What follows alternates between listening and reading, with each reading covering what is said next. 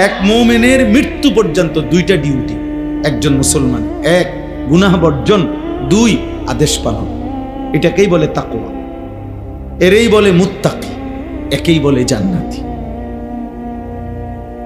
গুনাহ বর্জন, হুকুম পালন। বলেন মুমিনের ডিউটি কয়টা? এক। বলেন এক নম্বর কি? দুই নম্বর আদেশ। আগে হলো গুনাহ বর্জন, এরপরে হলো আদেশ। কারো মনে করেন সতর খোলা, আবার তার নামাজের ওয়াক্ত, তো নামাজ পড়া এটা হলো নেকি, সতর খোলা এটা হলো গুনাহ। এখন এই কোনটা আগে দায়িত্ব? এসব বুঝছেন? নামাজের বাহিরে ফরজের মধ্যে একটা আছে কিনা? তাহলে কি বুঝা গেল? বুঝেন নাই কথা? সতরও খোলা, নামাজও সামনে। তো নামাজ পড়লে নেকি, সতর খোলা থাকলে কি গুনাহ। প্রথম দায়িত্ব কি? মানে সতর ঢাকা, এরপরে কি? গুনাহ বর্জন। প্রথম জিম্মাদারি এটা।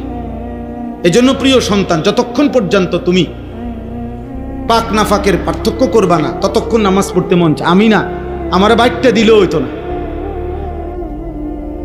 আব্দুল কাদের জিলানিরও যদি বাইকটা তোমারে দেয়, বাইজিদ বোস্তামিরও যদি বাইকটা দেয়, হবে না।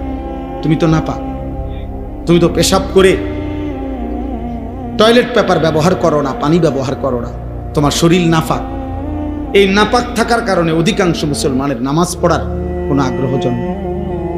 আপনি আমার সাথে চ্যালেঞ্জ করে দেখেন, একটা ছেলে, একজন বাবা যারা বেনামাজি, আপনি দয়া করে 15 দিন এই নিয়মিত প্রত্যেকবার টয়লেট পেপার নিয়ম মাফিক ব্যবহার করেন, সুন্দর করে আলেম থেকে বুঝে নেন, ঢিলাকুলুক পানি ব্যবহার করেন, তাহলে শরীরও পাক থাকবে, কাপড়টাও পাক থাকবে ইনশাআল্লাহ। খোদার কসম, দিল থেকে ফেরেশতা আপনাকে নামাজের সেজদা দেওয়ার জন্য প্রতি সেকেন্ড উৎসাহিত করবে।